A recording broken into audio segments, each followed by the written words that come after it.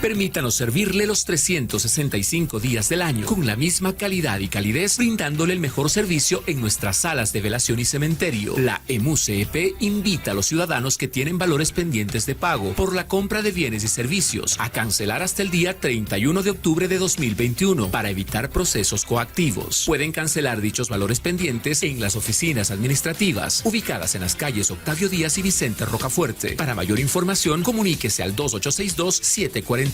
Alcaldía de Cuenca.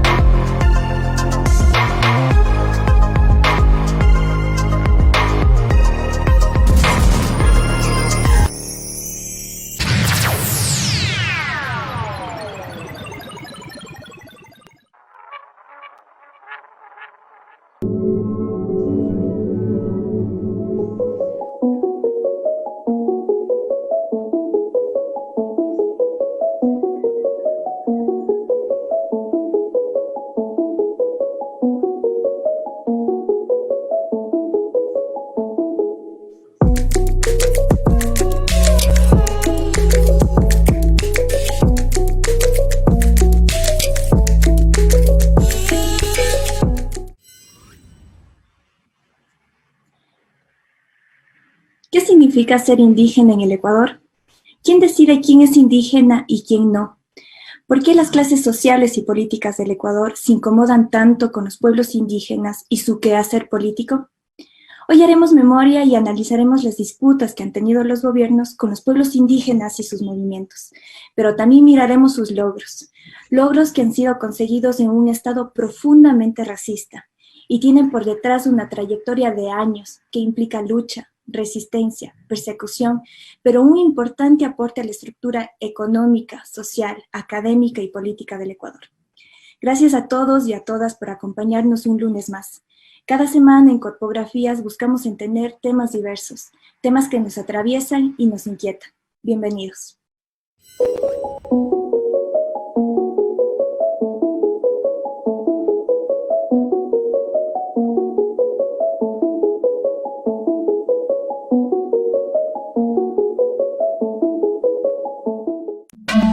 Bienvenidos a Corpografías. El día de hoy hablaremos sobre qué significa ser indígena en Ecuador, su contexto histórico-político y la resistencia de un pueblo que lucha por sus derechos.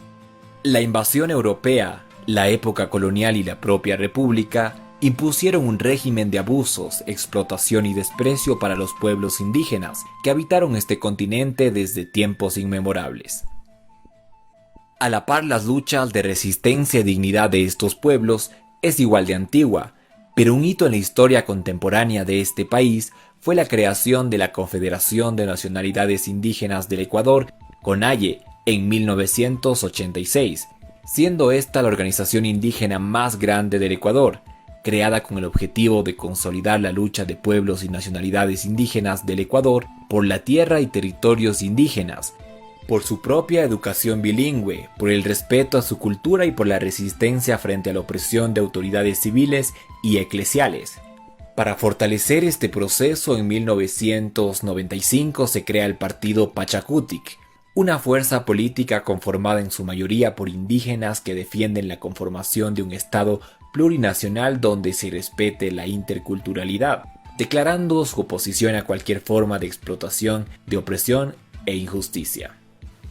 El primer gran levantamiento indígena en la historia reciente del Ecuador se dio en junio de 1990.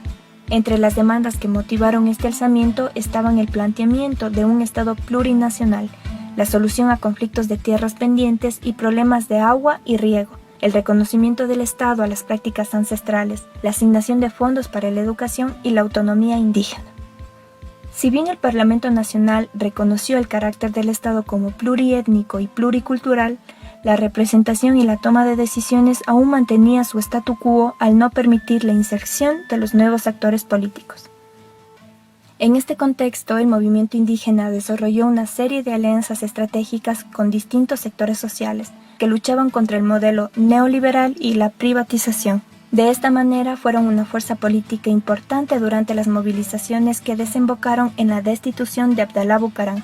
Desde ese entonces, el movimiento indígena ha tenido una presencia constante y robusta en el panorama político nacional. Las políticas neoliberales y la crisis económica que llevó a la dolarización y el feriado bancario en el gobierno de Yamil Maguad levantaron una ola de descontento social que a su vez desembocó en el derrocamiento del presidente en enero de 2000. Y nuevamente el movimiento indígena tuvo un papel importante en este proceso político, al ser parte del autoproclamado Triunvirato de Salvación Nacional, del que formó parte Antonio Vargas, presidente de la CONAIE. El triunvirato duró pocas horas, se destituyó al día siguiente a Yamil Maguad y se designó como jefe de Estado al vicepresidente Gustavo Noboa Bejarano, quien asumió el poder en medio de una gran incertidumbre. En el año 2002 asume la presidencia Lucio Gutiérrez, un militar que había participado de las revueltas del año 2000. Llega a la presidencia en una coalición con varios sectores sociales y populares, pero al poco tiempo traiciona las perspectivas que lo llevaron al poder y rompe relaciones con el movimiento indígena. En abril de 2005, el jefe del Comando Conjunto de las Fuerzas Armadas anunciaba al país que los militares retiraban el apoyo a Gutiérrez. El gobierno había caído a manos de los forajidos, que expresaron la frustración del pueblo ecuatoriano. La dura decisión de retirar el apoyo al señor presidente constitucional de la República. En el periodo de gobierno de Rafael Correa, con la aprobación de la nueva Constitución del Ecuador del año 2008, las organizaciones indígenas influyeron en la inclusión de demandas que reflejaban los intereses de su pueblo, de los sectores populares del país y de la naturaleza. Un ejemplo de estos es el hecho de reconocer al agua como derecho humano fundamental e irrenunciable y como patrimonio nacional de uso público. También hubo acuerdos para reconocer derechos a la naturaleza y para fortalecer el Sistema Nacional de Áreas Protegidas y Zonas Intangibles. En otro eje también lograron el reconocimiento de un Estado plurinacional pese a la oposición de algunos sectores en la Asamblea. Para el año 2015, organizaciones indígenas se citaron en Quito para protestar y plantear un paro nacional por distintas reformas que el correísmo había llevado adelante en el ámbito político y económico, a la vez que rechazaron proyectos de ley que el gobierno de Correa envió a la Asamblea Nacional y argumentaban que perjudicaban al sector indígena, manifestación que fue reprimida por policías y militares que cercaron el Palacio de Carondelet.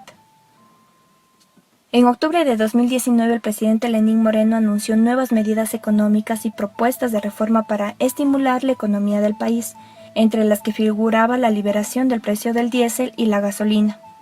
Las medidas recibieron el rechazo de sectores sociales, entre los que figuraba el movimiento indígena, quienes se declararon en resistencia y anunciaron un paro y una serie de movilizaciones inmediatas contra las medidas. La CONAIE se declaró en posición de lucha. Se dieron varios enfrentamientos entre la ciudadanía y la fuerza pública con el fin de que se derogue el decreto 883.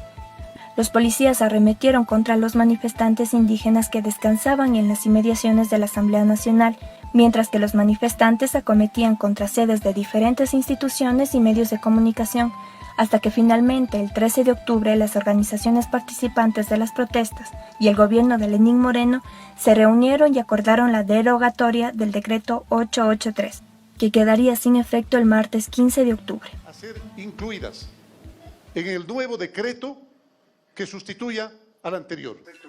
Desde su aparición como organización y fuerza política, el movimiento indígena ha estado involucrado en varios sucesos de importancia política y social para el país, siendo en muchas ocasiones los defensores de la democracia y la voz de la ciudadanía frente a las autoridades que desean implementar acciones que benefician a pocos y afectan a la mayoría. Sin embargo, las luchas y resistencias que han llevado históricamente el movimiento indígena no han estado libres de críticas, intentos de deslegitimación o descalificaciones racistas por parte de varios actores y sectores del poder, como los que veremos a continuación. El pasado, donde porque una élite de ponchos dorados, engreídos, que se creen dueños del país, porque estaban acostumbrados a poner y sacar gobierno, no le obedece el gobierno, se tiene que ir Correa, y hacen marchas, paros, etcétera. No merecen pisar la tierra que ustedes pisan. Delincuentes armados y delincuentes pagados, grupos políticos con intereses y agitadores a sueldo. Nadie de ellos merece pisar la tierra que ustedes pisan, señores. Confío en ustedes.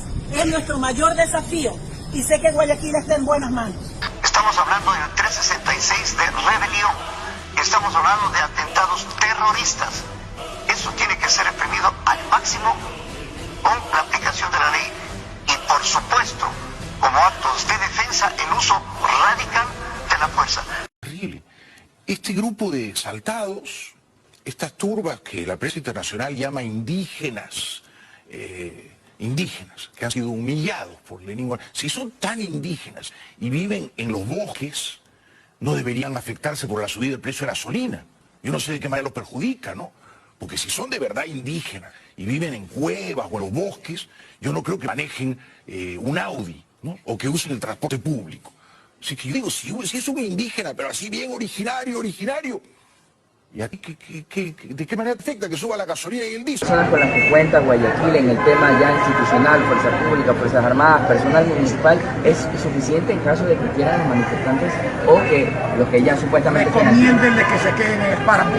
Gracias. Abogado, buen día. Tú dices básicamente de que indio encontrado, indio encarcelado. Indio preso. O sea, yo digo, esa es tu filosofía de vida. No es mi filosofía de vida. Yo creo que es lo que el país merece. Indio encontrado, indio preso. Eso el es lo que el país merece.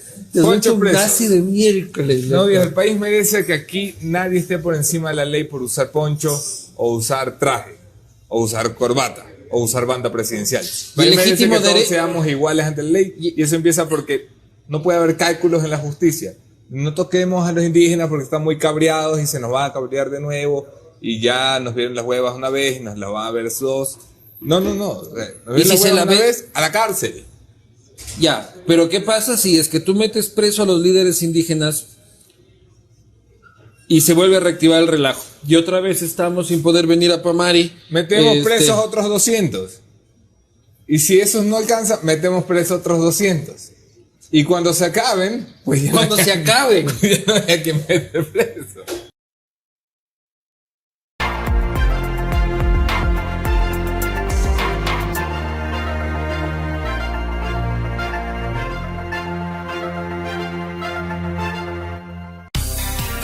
Permítanos servirle los 365 días del año con la misma calidad y calidez, brindándole el mejor servicio en nuestras salas de velación y cementerio. La EMUCEP invita a los ciudadanos que tienen valores pendientes de pago por la compra de bienes y servicios a cancelar hasta el día 31 de octubre de 2021 para evitar procesos coactivos. Pueden cancelar dichos valores pendientes en las oficinas administrativas ubicadas en las calles Octavio Díaz y Vicente Rocafuerte. Para mayor información, comuníquese al 2862-740. Alcaldía de Cuenca.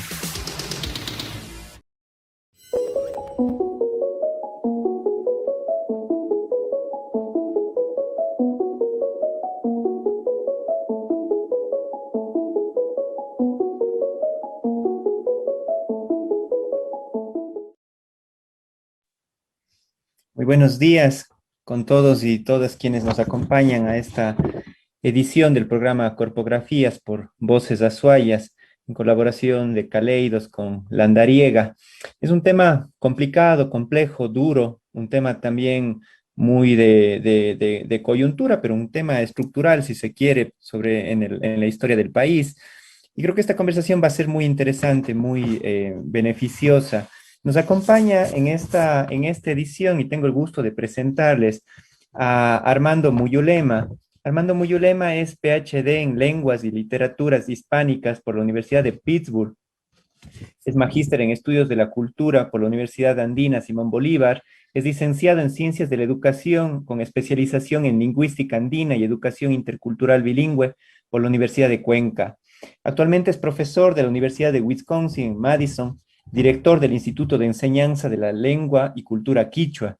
Tiene una amplísima experiencia en docencia, en administración y asesoría, especialmente en educación intercultural bilingüe en Ecuador, y ha hecho importantes aportes a la investigación y a la reflexión en el país y fuera, por supuesto, alrededor de temas de lengua, de sociedad y poder, de ecología lingüística, de políticas culturales y pedagógicas, sobre interculturalidad y globalización. Qué gusto conversar a los tiempos contigo, Armando. ¿Cómo estás? Buenos días.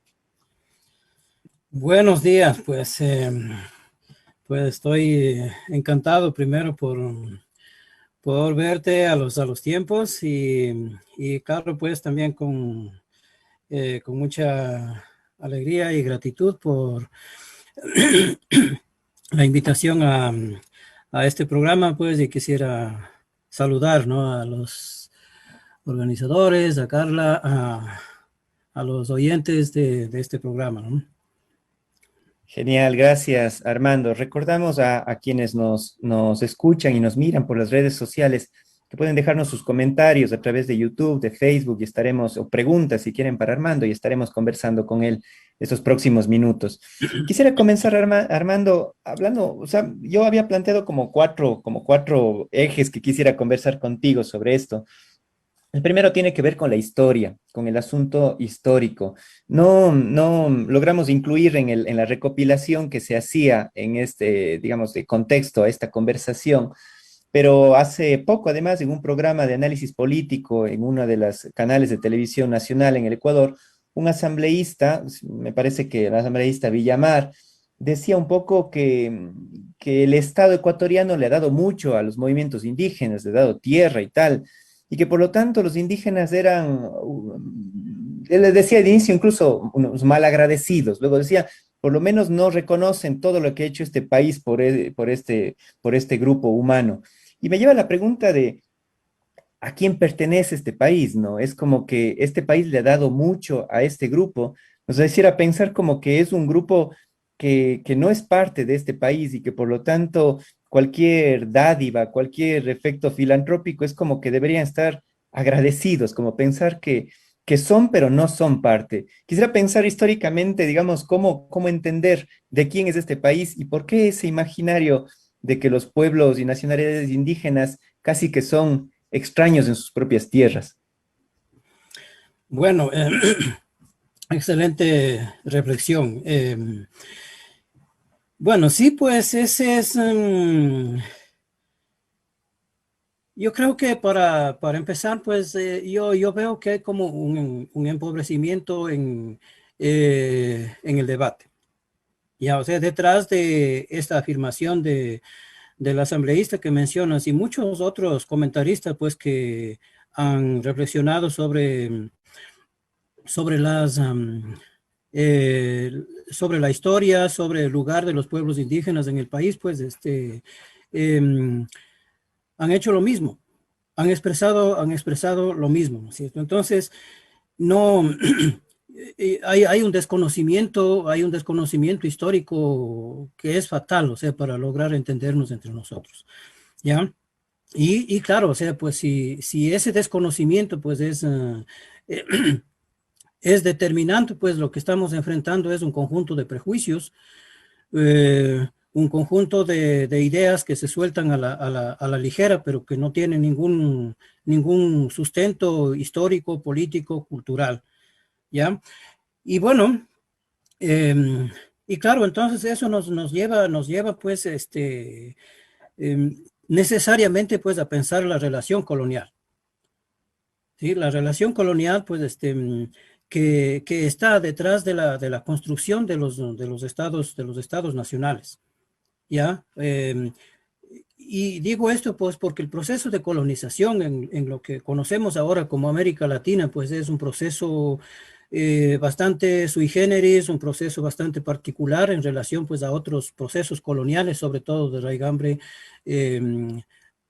anglosajona, ¿ya? Y es un colonialismo más antiguo que por esa antigüedad pues hay muchos analistas, muchos historiadores, muchos antropólogos que sutilmente pretenden negar el colonialismo, porque pues para ellos el colonialismo es lo que hizo Inglaterra con la expansión inglesa, digamos, alrededor del mundo. Y que en el momento de la expansión colonial española no había el concepto de colonialismo, ¿ya?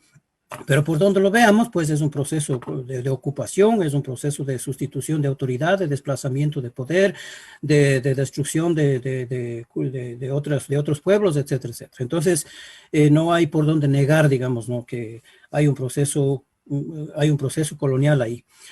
Y entonces, en este proceso, pues hay como la constitución de núcleos societales diferentes. Recordemos pues esto de las repúblicas de indios y la república de españoles. Entonces, pues así es como se organiza el régimen político colonial, el régimen económico y todo, ¿no? Y cuando se construyen las naciones, pues se va esta dicotomía, digamos así, no desaparece, está ahí, ¿ya? Y pues uno de estos sectores que son realmente las sociedades colonizadas no participan en el proceso de independencia política. No participan básicamente. O sea, es el grupo de criollos, ¿no es cierto? El grupo de criollos que abrigan un deseo, una expectativa de independencia política desde muy temprano. Recordemos, por ejemplo, en el Perú, pues, ¿no? Durante casi una década, Pizarro, pues, y su gente llega a tener, pues, una especie de autodeterminación colonial. Hay una desvinculación del imperio español, pues, y durante una década entera, pues, se gobiernan a sí mismos sin depender de la corona y cosas así, ¿no? Hasta que de la Gasca finalmente los derrota, ¿no? Pero entonces este espíritu va a reproducirse históricamente y eso podemos rastrear, digamos, ¿no? En las ideologías, en la forma como se va constituyendo las ideologías nacionalistas. Y en esa ideología nacionalista, pues, que se concretiza, digamos, ¿no? Que toma forma y fuerza política a fines del siglo XVIII, no cuenta lo indígena. No cuenta lo indígena. O sea, es un sector que está disputando el mando político al poder metropolitano, pues al poder de los españoles puros, digamos, ¿no? Este es un concepto que me gustaría discutir, ¿ya? Y pues no está, y hay no solo que no están los indígenas, sino que hay una conciencia de que hay una disputa con el indígena. O sea, esa idea de Bolívar, ¿no? Que ya clásica, podemos decir, ¿no? Que cuando se piensa a sí mismo, dice, nosotros somos americanos que tenemos derechos de Europa y nos vemos en la situación de disputar nuestra tierra con los nativos prácticamente, ¿ya? Entonces hay como la construcción de un lugar, de un lugar político, de un lugar de mando, pues que tiene absolutamente conciencia de la relación que existe con las sociedades realmente colonizadas, ¿ya? Entonces esto se va a reproducir pues en la estructuración de los estados nacionales, o sea, más allá de los principios, de algunos principios liberales, republicanos que organizan pues la institucionalidad de los estados-nación, pero pues estos sistemas de percepción, de representación, de valoración de las sociedades indígenas no va a cambiar básicamente. Entonces, pues ahí hay como una discronía, ¿no es cierto? Pues una discronía entre, por un lado, lo que conocemos como la independencia política de los criollos frente a la metrópoli y el fin del colonialismo. No coinciden las dos cosas, ¿no es cierto? Y por eso es que tenemos que enfrentar hasta este momento, pues, cosas como de los análisis políticos o toda la arremetida racista que tenemos ahora mismo, ¿no? Frente a una candidatura Te iba a preguntar, Armando, ¿podemos hablar del fin del colonialismo, en verdad? Porque algunos plantean que el colonialismo continúa y pervive y se lo mira todavía en formas micro, quizás no digamos, con esa obscena violencia de la propia colonia, pero hemos visto algunos comentarios en el recuento que hemos hecho que no son pocos, solo son ejemplos, ni son los únicos, quiero decir. Entonces, quizás esa lógica que tú planteas, digamos, de la colonia, sigue todavía presente y de esa manera uno podría entender realmente cómo alguien puede pensar que los indígenas en el país son invitados de piedras en la democracia de este país o se hace un favor a darles algún grado de representación o de voz, darles voz además, que eso ya de por sí es problemático. Claro, claro, mira, es que ahí hay una situación, ¿no? Yo escucho mucho pues a gente, digamos, académicos, ¿no? Intelectuales, a periodistas, a políticos, repitiendo una idea. Nosotros no tenemos la culpa de lo que pasó hace 500 años. Y por ahí, pues, en un intercambio en las redes sociales, pues, un beligerante político, sobre todo contra los indígenas, me dijo, yo nací en 1954, ¿qué tengo que ver con el racismo? ¿Qué tengo que ver con lo colonial? Pero no, pues lo colonial, o sea, pues es como un sedimento ideológico, pues que tenemos como individuos y como sociedades, ¿ya? ¿Y cómo es que perdura las herencias coloniales, digamos, en las sociedades? Y yo pensaría, pues, que bueno, toda sociedad, ¿no es cierto? Toda sociedad, y pensemos en nuestra sociedad, en la sociedad ecuatoriana, pues nos pensamos como colectividad, nos pensamos como sociedad, y no solo eso, nos pensamos como una comunidad, como una colectividad, como una sociedad nacional que tiene historia, ¿no es cierto? Y bueno, pues siempre el nacionalismo, pues le gusta hablar de que somos una comunidad que viene de lejos.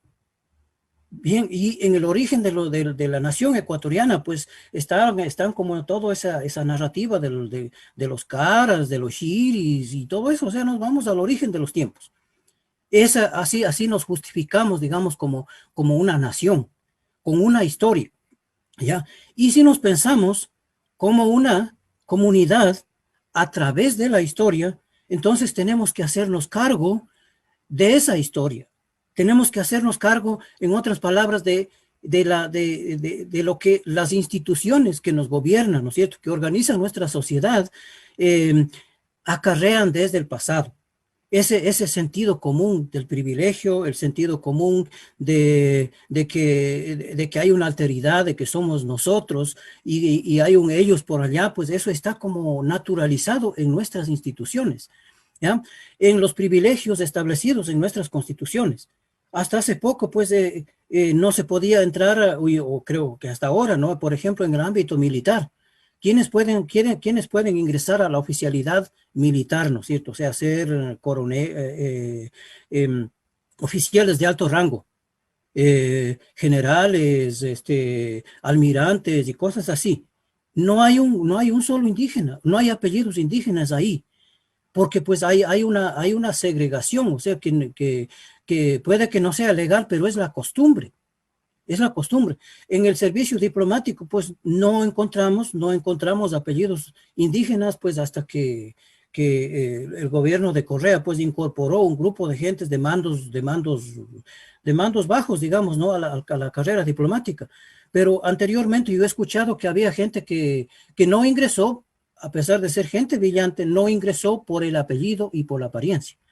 Entonces, son esas instituciones, pues, que vienen de lejos, pues, que son parte de la comunidad que imaginaria a la que nosotros pertenecemos, las que son portadoras de los legados coloniales, y como tales nosotros somos responsables al participar de esos legados coloniales, de ese orden institucional. Nosotros somos responsables de lo que esta sociedad, pues, tiene como pasado, ¿ya? Creo que ahí es interesante realmente somos una sociedad que vive de espaldas a su historia, de continua negación, ¿no? Y es como que no queremos ver atrás y tapamos esa historia. O peor aún, en una película ya clásica cubana, Memorias del Subdesarrollo, hay una epígrafe de esa película que me parece siempre interesante. Dice algo así como que uno de los síntomas del subdesarrollo es la incapacidad de relacionar una cosa con otra. Y es esa lógica de mirar las consecuencias, pero no mirar las causas. Es como que mirar solo la coyuntura, pero no ver las razones estructurales de cómo hemos llegado a eso. Quisiera hablar también, y esto me da pie a otro asunto que está absolutamente vinculado, que es el asunto del poder. Teniendo ese marco general que tú planteas, que es el marco de colonialidad que sigue aún vigente, quiero también un poco reflexionar acerca de qué ha pasado ya históricamente con las lógicas o disputas del poder del movimiento indígena. En los años 90 el movimiento indígena llegó a ser muy fuerte, ciertamente, muy organizado, pero ahora vemos también una especie de ya algunos años de esta parte de división en el movimiento indígena, de facciones, de tensiones. Yo quiero conversar contigo, tú eres un conocedor de todas estas luchas, de las perspectivas incluso políticas, de qué pasó. A veces uno siente que quedó el movimiento indígena que ha vivido de traición en traición, de que las ofertas por incorporar, entre comillas, a lo indígena en el país han vivido decepciones también muy grandes y traiciones. Con Gutiérrez, por ejemplo, Gutiérrez llega al poder con una alianza en donde el movimiento indígena fue muy importante. Recordemos que ahí estuvieron líderes importantes indígenas, Luis Macas, Nina Pacari, pero duró poco tiempo para justamente dar la espalda a toda esa aspiración. Lo propio igual pasó con Correa, ¿no? Fue la misma historia, es decir, el movimiento indígena fue importante en la base de ganancia de Correa y luego de repente fueron desplazados. Entonces, quiero conversar, no sé a qué se debe esas tensiones o divisiones internas y externas. Es decir, hay una división interna del movimiento indígena, pero también, y en esto el correísmo fue fue muy evidente cómo dividió en general los movimientos sociales entre buenos y malos, ¿no? Es decir, también al movimiento indígena entre indígenas buenos y indígenas malos, asumiendo que el buen indígena es aquel que tiene más bien una voz pasiva, que es manso, digamos, el indígena como más fuerte en su posicionamiento y tal, era enseguida descalificado también, bueno, hemos visto también al inicio del programa algunas de esas reacciones. Entonces, ¿cómo entender esto también desde la perspectiva del poder, tanto de los poderes y las tensiones internas, como de las disputas hacia el espacio externo? Ya, bueno, yo creo que un primer elemento que hay que decir, pues, en este caso es que la naturaleza del movimiento indígena, pues, agrupado sobre todo en la CONAIE, es conflictiva siempre, ha sido conflictiva siempre. ¿Ya? O sea, la CONAIE, pues, es la Confederación de Nacionalidades Indígenas del Ecuador. ¿Sí? Entonces, dentro de la CONAIE, pues, no cabe ese genérico de lo indígena. Porque lo indígena también, pues, es como la simplificación de una complejidad social, de una complejidad política, de una complejidad cultural y, pues, histórica, digamos así, en términos de experiencias históricas. ¿Ya? Entonces, no es lo mismo la experiencia histórica y política de los shuar que de los quichuas de la sierra. No es lo mismo, pues, la experiencia colectiva de los Awá, allá arriba en la frontera, ¿verdad? Con la experiencia que tienen los Achila o que tienen los Siona Secoy en la Amazonía. ¿Ya? Entonces, pues, hay diferencias culturales, pues, que tienen que ver con su ubicación. La historia de las nacionalidades que están en Amazonía, pues, no tienen que ver mucho con las historias de la sierra. Pues en la sierra nosotros lidiamos con los terratenientes, con toda esa estructura de mando que había, pues, dentro del gamonalismo, con esa suerte de esclavitud que había en el gamonalismo, y estas experiencias colectivas son desconocidas en Amazonía. Ahí tienen pues relaciones con los caucheros, con las misiones científicas, con las mineras, con las petroleras, las madereras y todo. Entonces es otra experiencia histórica. Hablan otras lenguas, hay pues otras formas de ver el mundo, de relacionarse entre sí mismos, etc. Entonces eso pues muestra que lo indígena como una categoría de análisis pues no es una categoría adecuada, porque eso diluye pues este tipo de diferencias que son muy complejas y plantean pues un nivel de interculturalidad dentro de las propias organizaciones. ¿Ya? Un nivel, digamos, de comprensión y también de no comprensiones políticas. Y por eso dentro de la CONAIE hay mucha discusión, mucho debate, y no se puede anular este debate porque cada quien habla desde sus experiencias y sus expectativas y sus historias. ¿Ya? Entonces, pues, uno que está ahí dentro, pues uno participa en esas largas discusiones, así para encontrar por ahí un consenso sin desconocer esas diferencias. ¿Qué es lo que ha pasado? Pues, sobre todo, ya con eso de fondo, ¿no es cierto? Con eso de fondo, hay que ver un poco lo que pasa pues con la creación de Pachacuti, que es un movimiento político, ¿no es cierto? Que tiene un objetivo electoral y, digamos, de asunción de una lógica paraestatal. Porque la participación electoral ya no está regida por las dinámicas ni las reglas de los pueblos indígenas, ni siquiera de la CONAIE, sino con una lógica paraestatal o estatal, porque tienen que someterse pues a las reglas de participación política electoral del Estado, ¿ya? Y el Estado, pues, no puedo alargar mucho en esto, ¿no es cierto? El Estado tiene como tiene una cierta magia, ¿no es cierto? Un poder de atracción, ¿ya? Ahí tiene un poder de seducción a las personas, pues, y todo el mundo quiere participar por allá. Entonces, hay una lectura de ese temor cuando se construye Pachacuti, ¿no es cierto? O sea, la CONAIE no puede ser un partido político, la CONAIE tiene que permanecer como organización social siempre crítica del gobierno de turno, incluido alguien de Pachacuti, ¿ya? Alguien de Pachacuti. Y por eso, pues entonces se crea un espacio político electoral aparte para no involucrar a la CONAIE en las lógicas políticas del Estado. ¿No es cierto? Entonces, con esa idea, lo que quiero decir ahora, pues, es que Pachacuti, pues, Pachacuti ha llegado, sobre todo en estos últimos tiempos, pues, a tener digamos, casi a absorber a la CONAIE. Y la CONAIE, pues lo que a mí me preocupa es que la CONAIE, pues ha empezado a ser pensada como un partido político, no solo desde fuera, sino también desde dentro. En el contexto de la movilización del 2019, pues yo he escuchado a los propios dirigentes de la CONAIE decir que, bueno, pues la CONAIE no tiene candidato o la CONAIE va a tener un candidato presidencial. Y eso, pues, es nuevo, eso produce una ruptura histórica con la razón de ser de la CONAIE.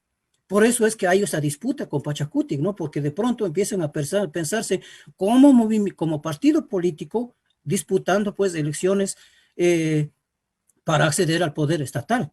Y la CONAIE pues perdió esa distancia de organización social, ¿ya? Y claro, entonces pues la participación política, digamos, de Pachacuti, que funciona bajo las lógicas del Estado, digamos, con una razón de Estado, ejerce, digamos, pues un enorme poder de expectativas en las bases, pues, y produce, pues, un faccionalismo, pues, que tiene que ver, sobre todo, pues, con el interés por las candidaturas, por los espacios del poder dentro del Estado.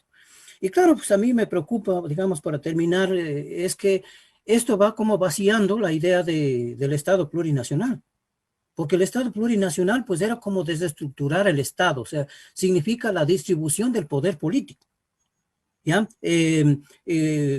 Diseminar el poder, ¿no es cierto? Ya eso significaba, pero en la medida en que todos los cuadros brillantes, interesantes, históricos del movimiento indígena están disputando para tener espacios en el Estado monocultural, ¿no es cierto? En el Estado uninacional, entonces pues va perdiendo fuerza la idea de lo plurinacional, pues como espacios como distribución del poder. Muy claro y muy interesante lo que tú planteas. Y creo que eso de alguna manera explica, no totalmente, pero de alguna manera puede explicar algo que a quienes no estamos vinculados al movimiento indígena de cerca nos parece algo muy difícil de comprender, que es, por ejemplo, líderes como Isa y como Vargas, dándole de espalda a un candidato como Yacu Pérez, o incluso más, incluso casi saboteando su candidatura. Es decir, uno mirándole como espectador externo nos parecía eso un error estratégico terrible, porque y a la final, probablemente con lo que está pasando en el país, pase factura un error de esa naturaleza al haberse quedado con poco y plantearnos ahora, digamos, una segunda vuelta, como están las cosas, entre el correísmo y el banquero Lazo. Es decir, pero es algo que a uno le cuesta entender, digamos, cómo es posible de que en algo tan sensible, en algo que de hecho va a tener una repercusión política enorme para todos, no haya podido haber alguna suerte como de consenso, si se quiere, o de apoyo digamos, más firme hacia un proyecto, digamos, que obviamente es mucho más afín. Y lo otro, lo que tú dices, que es más estructural, si se quiere, caer en el error de no saber dividir y separar realmente, y eso lo hemos visto en la historia reciente del país, y hemos visto también las consecuencias de eso, el no saber dividir, por ejemplo, el estado de un partido, y no saber dividir, por ejemplo, un partido de un movimiento social, y saber que cada uno de estos frentes tienen una riqueza y tienen algo que aportar, y que cuando se mezcla todo, de repente se desnaturaliza estos espacios. Es decir, lo que tú has dicho, esta división entre un movimiento social y un partido político es esencial para poder tener ese ejercicio de crítica, autocrítica, de un sentido más, digamos, de no ser juez y parte de la política pública. Y ya ni se diga esta división entre partido y Estado, ¿no? Que cuando se diluye, en cambio, comienzan a tener estas lógicas totalitarias, ¿no? De pensar que un país es un partido y que por lo tanto quienes tienen la legitimidad de llevar es los miembros del partido y bueno, todos los problemas que hemos visto con eso. ¿Qué lectura das a esta tensión que efectivamente a muchos nos ha sorprendido porque habla probablemente de estos conflictos, de esta complejidad interna del movimiento indígena? Bueno,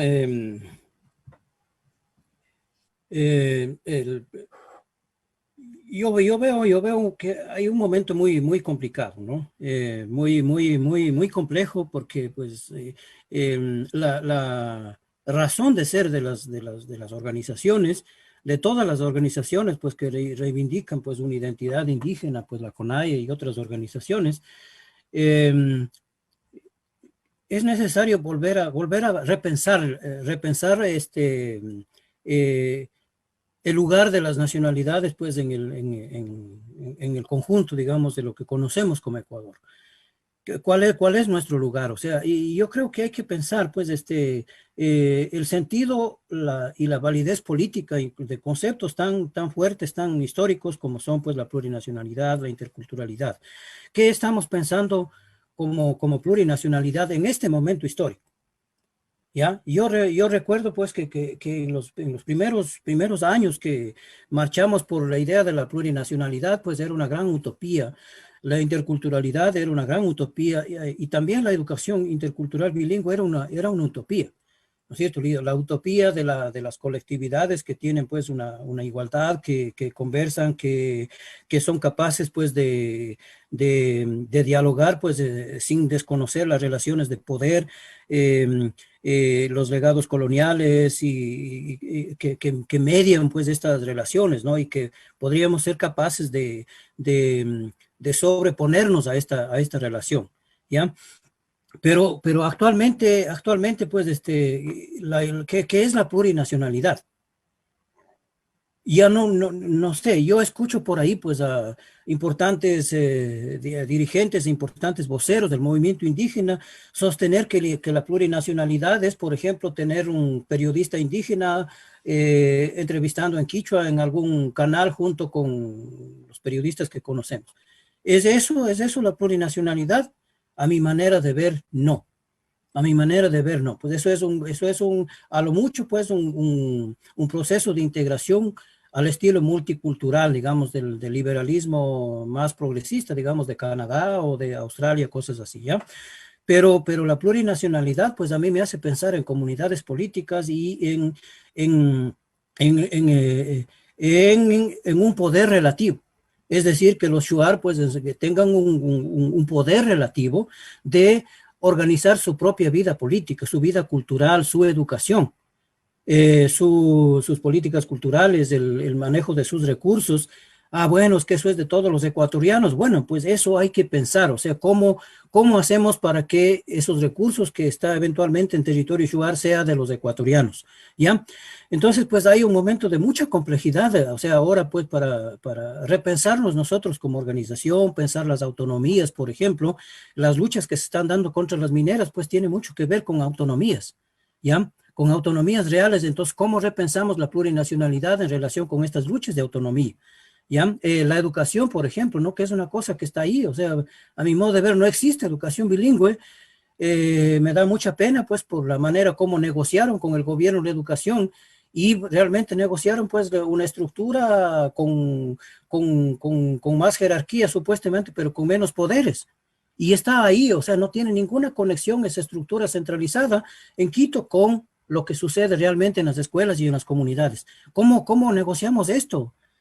Yo creo que hemos perdido el horizonte, la capacidad de análisis, porque lo que está pasando, o sea, pues veo que hay dirigentes en ciertas provincias que están batallando por poner un director de distrito y ya, pero no es así, o sea, no es así, no es suficiente porque el jefe de distrito no tiene ningún poder de incidir en las escuelas ni nada, porque es simplemente una correa de transmisión, una institución mediadora de órdenes que no se generan en el distrito. Y claro, entonces ponen un indígena ahí y resulta que no pasa nada, pero porque no hay ningún poder de transformar nada. Y no están analizando, pues, dónde está el problema. O sea, en las estructuras, pues, intelectuales, en el equipo de la CONAIE, no están analizando eso. Se podría decir un poco que el poder ha cooptado algunas de las luchas, con eso se ha perdido perspectiva, estrategia, visión de largo plazo, y que peor aún, tal vez el movimiento indígena ha caído en la trampa de la coyuntura, volcándose a lo urgente y olvidando lo importante. Exactamente, es que siempre el problema es que yo me temo pues que la razón de Estado, la razón del Estado pues ha penetrado, digamos, pues en las dinámicas de las propias organizaciones. Y entonces, pues hay siempre un cálculo político, ¿no? Y, hay un cálculo político, pues, de ingresar al Estado, de ingresar, pues, a los espacios de poder del Estado, ¿eh? Se ha perdido, pues, en gran medida, yo pienso, pues, las decisiones colectivas. En los consejos de las organizaciones se ha perdido, pues, las decisiones colectivas para muchas cosas, ¿no? Y claro, entonces pues hay un nivel de decisiones que son individualistas de la dirigencia, ¿no? Y muchas decisiones que no se conversan, que no se comunican, que no saben en las bases. Y eso también es una ruptura porque pues en tiempos de posibilidades de comunicación instantánea, no estamos conociendo qué es lo que está pasando allá arriba, ¿no? Los dirigentes toman decisiones individuales en relación al Estado, en la mesa de negociaciones nunca se supo qué estaban negociando, cosas así, ¿no? Entonces, hace necesario, pues, repensar, digamos, ¿no? Repensar la relación de las nacionalidades, de sus organizaciones con el Estado. Nosotros cuestionamos al Estado uninacional, pero resulta que ese Estado uninacional se está imponiendo en la medida en que está absorbiendo a sus lógicas, a nuestra propia gente, pues, y estamos perdiendo fuerza en las demandas iniciales, pues, y sobre todo en la idea de plurinacionalidad como distribución del poder, como que el Estado cede el poder, pues, a un poder relativo, digamos, unas autonomías relativas para que las nacionalidades tengan un poder, pues, en controlar su propio destino, su propio pasado y su futuro. No quiero, digamos, sabía que el tiempo siempre nos iba a quedar corto, pero no quiero cerrar el programa sin tocar un tema que me parece fundamental y muy de coyuntura y que tiene que ver con la identidad. Hemos visto últimamente una especie de exacerbación de una esencialización a su vez de lo indígena, ¿no?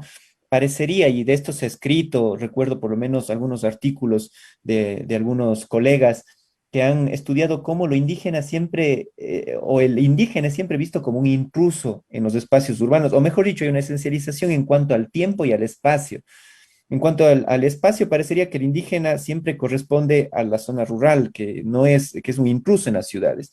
Otra vez comentábamos, digamos, hay por lo menos 3 generaciones de cuencanos de origen otavaleño, pero seguimos llamándole los otavaleños, nunca hablamos de ellos como cuencanos, y vemos los videos, digamos, de una alcaldesa o Nebot o Viteri diciendo regresen al páramo, aquí no son bienvenidos los indígenas, cuando Guayaquil está formada por una población indígena muy importante, migraciones indígenas de Guayaquil es enorme, esa historia no la vemos, incluso en Quito, imagínate, es como que el indígena corresponde a otro espacio, no el de las ciudades, pero también corresponde a otro tiempo, que es el tiempo del pasado, es decir, el indígena idealizado es el indígena del monumento, el indígena del pasado inca, cañari, que del cual medianamente estamos orgullosos, pero que desconocemos un presente, o mejor dicho, nos da no solo vergüenza, sino repudiamos ese presente. Entonces, quiero pensar esta idea de la identidad, cómo entender, ¿no?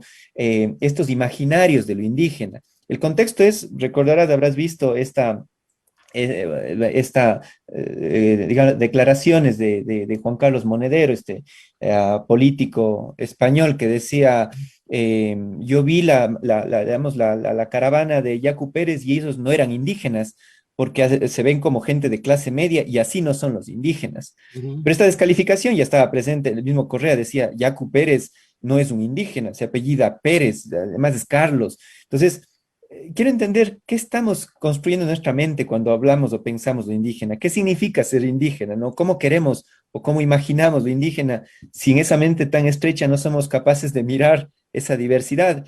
¿O será que esos ojos ya de por sí tienen un prejuicio racista? Claro, bueno, es algo con lo que uno ha tenido que lidiar toda la vida, ¿no? Y yo creo que la pregunta, pues, no tiene que ver con esa pregunta metafísica de qué es lo indígena, ¿no? O sea, ¿qué es lo indígena? Porque eso nos lleva a buscar una esencia realmente, a buscar una pureza, ¿no es cierto? Y que es viejísima. Es viejísima, igual, pues, o sea, en el momento colonial, pues ahí es cuando se establece, digamos, esta idea como parte del imaginario, pues, de estas fracturadas sociedades coloniales, ¿no es cierto? Entonces, yo pienso que pues, las identidades, pues, hay que pensarlos como relaciones, ¿no es cierto? Y como relaciones que tienen que ver con una historia del poder. Una historia del poder político, ¿no es cierto? O sea, ¿quién es el dueño del relato? ¿Quién pone nombre, ¿no es cierto? Y vamos otra vez al principio, o sea, pues comenzando por el momento inicial del colonialismo, pues, o sea, nosotros somos América, nosotros somos América Latina, y todo eso no es inocente, no es gratuito, o sea, es la participación de una cierta intelectualidad, pues, en la construcción de una identidad continental. Y en ese mismo sentido, pues nosotros empezamos a ser indios desde el momento colonial. O sea, ahí hay un error histórico y todo eso, pero básicamente pues empezamos a ser indígenas, indios, lo que sea, desde ese momento. Y bueno, no tenemos nada que ver con el colonialismo. ¿Cómo no? O sea, pues este mismo nombre pues es un legado vivo del colonialismo. ¿Ya? Y entonces, bueno, pues entonces yo pienso que eso es sobre todo una relación. Tenemos que aprender a ver las identidades como relaciones que se constituyen pues en momentos históricos determinados y cómo van cambiando históricamente pues estas relaciones, pero siempre hay algo permanente que es el poder. O sea, ¿quién tiene el poder de relato? ¿Quién tiene el poder de contar? ¿Quién tiene el poder de poner nombres? Y ahí es donde tenemos que ubicar ¿cómo diríamos? Esta discusión sobre la identidad de Yacu Pérez, que pues es un nombre, ¿no? Pero puede ser cualquiera, puedo ser yo, puedo ser cualquiera. O sea, pues, entonces, tenemos ahí, o sea, a Monedero, a Correa y un montón de gente que está opinando en las redes que se rigen pues por este legado colonial.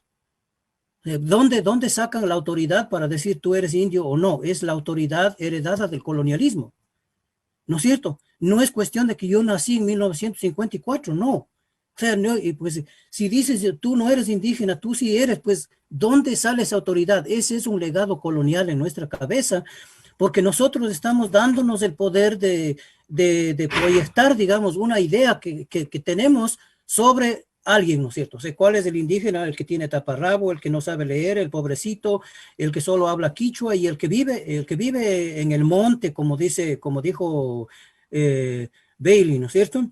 Entonces, claro, y entonces otra vez hay un elemento de ignorancia histórica.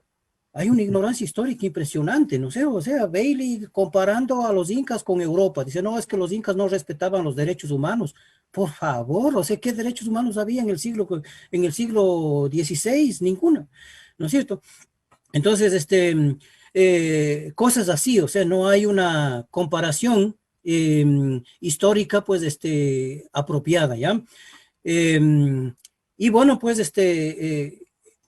eso sucede con Yaku, ¿no es cierto? O sea, pues las identidades son posiciones históricas que uno adopta pues en un determinado momento y pasa siempre por la autodefinición, ya no solo por las percepciones externas que existen. Bueno, eso podría decir, ¿no? Así rápidamente, ¿no es cierto? Entonces hay como un proceso de devenir histórico, de devenir algo, ¿no es cierto? O sea, pues hasta el movimiento, hasta el levantamiento del 90, ¿no es cierto? Hay, como diríamos, hay un principio que rige el imaginario colectivo en educación, en las políticas culturales, que es educarse para ser otro. Yo me eduqué bajo esa idea, ¿no es cierto? Educarse para ser otro, y sobre todo, pues eso tenía que ver con los indígenas en la escuela, dejar de ser indígenas, asumir una identidad mestiza, pues que es como el sujeto deseado, digamos, del nacionalismo. ¿Ya? Y entonces, cuando hay el levantamiento del 90, pues se interrumpe este proceso, porque de pronto surge un orgullo indígena, ¿no es cierto? Entonces, mucha gente que se decía que es ya mestiza, pues empieza a declararse que es indígena. O sea, hay como un proceso de volver atrás, dicen, ¿no es cierto?, en ese esquema evolucionista que es pues parte del sentido común. O sea, un indígena puede ser mestizo, pero un mestizo no puede ser indígena, porque es un retroceso, o sea, eso es un proceso antinatural, la involución, ¿ya? Entonces, pues, ese sentido común está presente ahí, pues, ¿no es cierto? O sea, es como un despliegue, digamos así, de un ser ontológico, ¿ya? Y bueno, pues, y decía la ignorancia histórica, lo urbano, ¿no es cierto? O sea, cuando los europeos llegan acá, pues, en este lado del mundo, ¿no es cierto? Solo hay que leer las crónicas de Cortés. Cortés describe de una manera pues detallada y llena de sorpresas y todo, pues describe la ciudad de Tenochtitlán. O sea, hay un concepto de urbanismo muchísimo más avanzado que en Salamanca o que en Londres, que eran las ciudades grandes de esa época. Ya, pero era un orden urbano que no llegaron a entender, pues, y por eso impusieron, digamos, otro orden en esa ciudad, pues, que había, pues, en la mitad de los lagos, etcétera. ¿No? Es interesante de conversar esto, y por acá, pues, por los Andes también habían aglomeraciones urbanas, ¿no es cierto?, que existían, pues, ¿no? Pero claro, o sea, como no conocemos esa historia, entonces, pues, llegamos a conocer, pues, que el indígena vive en el monte, en el páramo, o en las cuevas, como dice alguien por ahí. Pero no. Sí, efectivamente, Armando, qué gusto. Esta conversación ha sido muy interesante. Creo que atrás de esto hay muchos elementos que pueden explicar con más profundidad, digamos que eso creo que se necesita, profundidad analítica y argumentativa.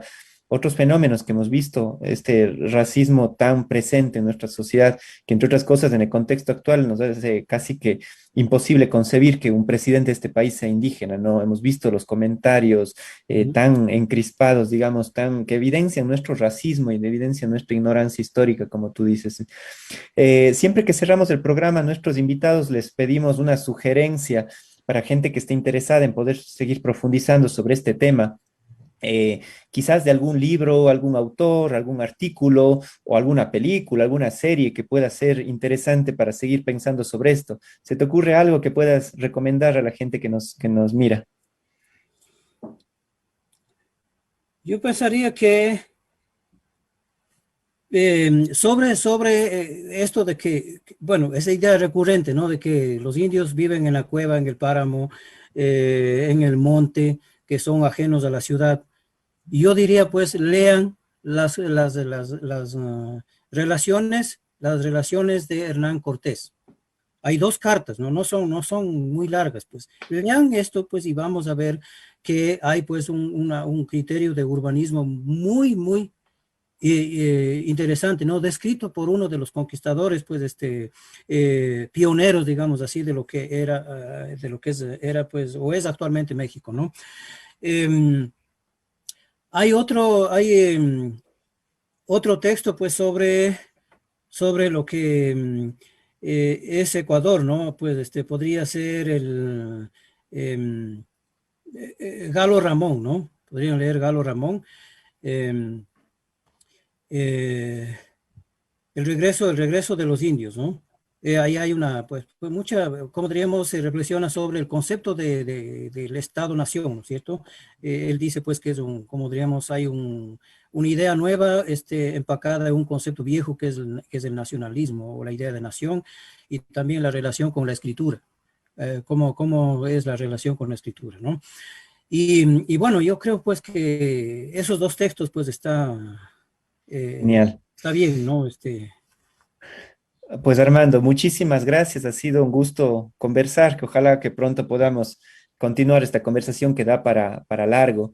A nuestros amigos que nos siguen, nos escuchan todas las semanas, invitarles a que nos acompañen todos los lunes en vivo a las 10 de la mañana por Voces Azuayas. Y después, claro, la ventaja de este tipo de programas que quedan grabados en la red y asincrónicamente nos pueden mirar cuando tengan tiempo y ganas. Un abrazo, Armando, que pasen muy bien, buen día. Bueno, muchas gracias y saludos. Chao, chao.